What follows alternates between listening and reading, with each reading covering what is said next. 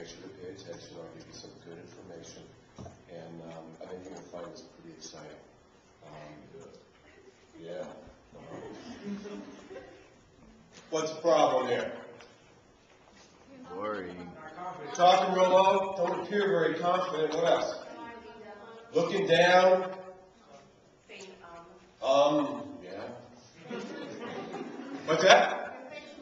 Facial expression. How about my body? Right. All kinds of things that would rob me of my credibility with you, correct? Good morning, everyone. Good morning. What I want to share with you today is really talk about how you are the whole package when you're out there delivering presentation.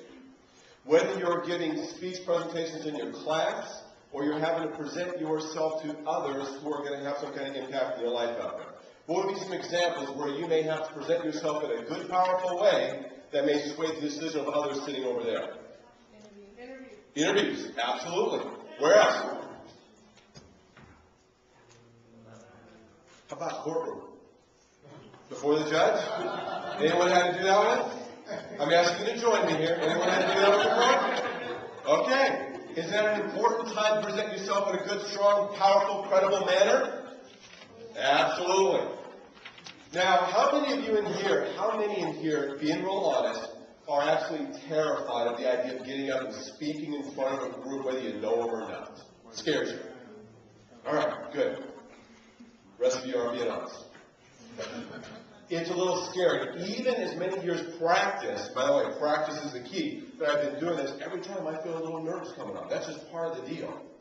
And when I was younger, by the way, I love the youthfulness in the room right here. I used to speak to old people, right, looking like myself. When I was younger, I was terrified to get up and speak in front of others. High school never happened. And then when I was in the military, I was asked to give what's called a general military training, GMT. I got up there to deliver to about 500 fellow sailors that were, they were my friends, supposedly, right? I blanked out completely. Heart raced, pumped, I could hear it in my head, I forgot what I was supposed to say, I perspired, I did everything that the body does when it gets scared, right? And I didn't remember what I said. I was so scared. All I remember was leaving the stage, and I don't even remember what people said or what I said, but I remember being so terrified. The one thing I do remember is that I wanted to get better at this thing, because this thing terrified me, I was going to have to do it more. How many of you right now feel nervous going to a job interview? Yeah, that's a scary thing. It's a scary thing. And I think one of the reasons it's so scary because there's so much at risk. We can say there's so much at stake. Even standing up here right now, have I got some things at stake as I come up here and speak to you? Yeah, you might not like me afterwards. You might say, man, that Rob guy, he sucked. He came to present, and he wasn't very good. He wasn't a very good speaker. He was supposed to teach you something, right? How many of you right now are expecting me to bring something worthwhile here today? Just a few of you. Come on. I hope y'all are. This guy better show up big. Right? I'm going to be here in an hour. He better make my time worthwhile. I got better things to do than be here, so he better show up big. What I share with you is that, and by the way, I'm one of the speakers that I didn't have a handout for you. I'm one of those, right? Let's take notes on your own. I'm the less academic of the three of the speakers today. All right? I do have a bachelor's degree, but the way I got my bachelor's degree is I fill out a piece of paper, put it in the mail, I got one in the mail bag. At a BS. That's true. So if you need to take notes as part of your deal, make sure to take some good notes right here. So our presentation is our entire package. What goes into communicating when we're presenting? You probably heard this in your class. What goes into it when we're presenting other that lends credibility to our presentation? You tell me. Knowing what I'm talking about, is that a big deal? Yes. Will it show up if I don't? Big time it will. We can only fake so much, but when we're trying to present to a group about a particular topic, I need to know what I'm talking about. What else do I need to make sure I do?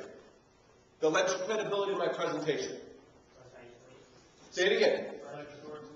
Okay, cite sources if I have any, right? If I have a quote. By the way, for me, when you're writing notes, if you hear something really cool that I say, the first time you repeat it to someone else, say, let me tell you what this guy Rob said in this presentation. It's pretty good. The next time you quote it, you go, I heard this from someone, I don't know where I got it from. The third time they say it, they go, let me tell you what I know about life. It's all yours, all right? Until I start making big bucks out there because I'm author and all that sort of stuff. But it's yours. Whatever you hear today, take away, okay? So I want to cite sources. What else do I need to make sure to do that lends credibility to my presentation? Confidence. And where does that come from? Self, not being scared. But I already told you I felt a little scared coming up here. So where's the confidence come from? Who said that? Practice. I can give you a book by Anthony Robbins that tells you everything about public presentation and how to wow the people out there, right? I can give you Stephen Covey, I can give you all the great speakers out there. Is it going to make you a great presenter? No, you got some information with that. But presentation is one of those things that the only way to get good at it and have the confidence is to do it. Something that Steve will probably tell you earlier is, or later, he's going to share this with you later, and that is, I won't steal it all. And that is, whenever someone asks, can you come present to our group, what's the response? Sure, yes. It's another opportunity to practice getting in front of another group. Because one thing you can do, you can give presentations in front of the people that you know over and over and over and over. In the mirror, get good at those, right? But that's nothing like standing in front of an audience, people out there that are waiting for you to show up big, and boy, you better be worth their money. It's a whole different deal. By the way, and this actually goes along with this, what was the first thing every one of you did when you first saw me this morning? Say that again? Well, you got right to it, man. Some people want to say I smiled, say good morning. You judged me, right? Isn't that what we do? Yeah, it's not a bad thing. We size a person up. That's kind of a nice way of saying that, right? But we judge them. We judge them going, what's this guy bringing? Right? I probably see you guys look like him. What are some of the judgments that some of you had this morning when you saw me? Pretty clean cut. He appears to be. Right? By the way, what is clean cut? What did that also represent? Clean cut equals, was that smart? I told you what kind of degree I got. It came in the mail, right? Clean cut could also be what? Say that again? Okay, possible. Now, for you, you could equate that to professional. Now, some of you may look at me and go, boring. He don't know what he's going to talk about. He can't relate to us. We're young. That could happen too, right? Because I got old hair, right? Right? What's some other judgments somebody had? Go ahead.